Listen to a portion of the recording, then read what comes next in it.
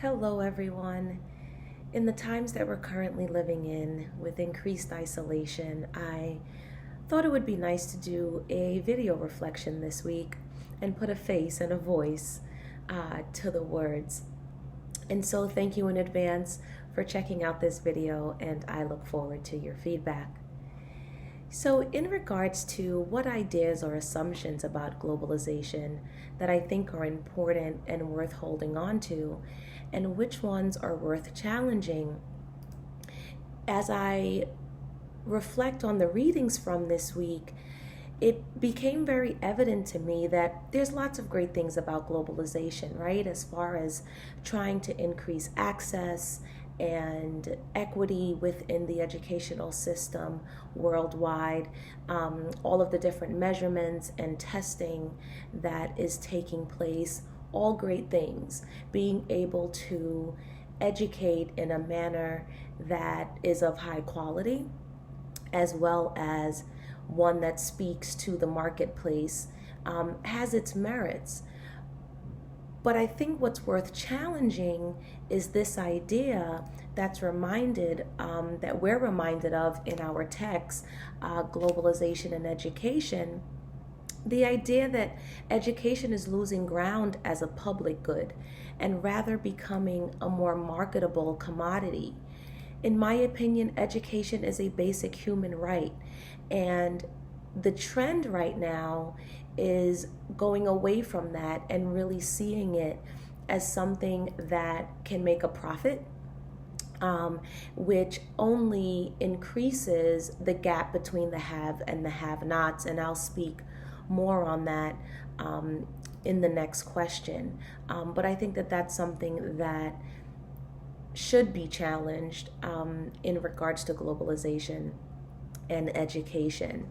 Our text also points out that the states are altering their educational labor market. And so you have an emergence of private schools enabling parent choice and demanding competitive performance of schools. Because again, it's no longer being seen as a social good or a basic human right, but a means of making money. So, what personal connections can I make between globalization and my influence in formal education? Reflecting on this question, it became, or I immediately thought about just my journey through education. And so I started in a small, predominantly Black private school in Brooklyn, New York. That was mainly comprised of middle school families that wanted an alternative to the public school education because it was not deemed adequate, especially at that time. And I then transitioned to a very selective private school, where you had to audition to get into, for middle school, and then on to high school, to a specialized public school once again. And so seeing the trajectory that ended with me now working in both, I started my career in Philadelphia public schools, which was very challenging and served very high needs population, to now working at Edmund Burke in Washington, D.C. with a tuition of over $42,000. And so I can't help but think about globalization and its impact on, again, that gap between the haves and the have-nots. My job, my school right now is considered a luxury brand. And even for those that receive scholarships, paying partial tuition is still a great challenge. And so as we strive towards equity in our educational system, the competitiveness and the need to get ahead results in parents feeling like they have to go into the private sector. And to me, that's concerning.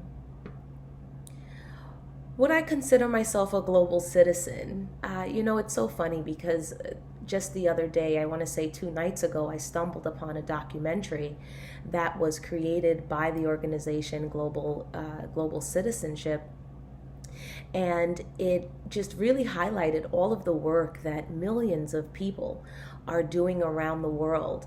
And it made me reflect on my own actions and question, am I doing enough? And so I'd consider myself a global citizen in progress. I think the work that we are all doing right now in this class is a step in the right direction, just learning and becoming more aware of not only the issues that are prevalent in our society, but what we can do to help move the needle just a little bit.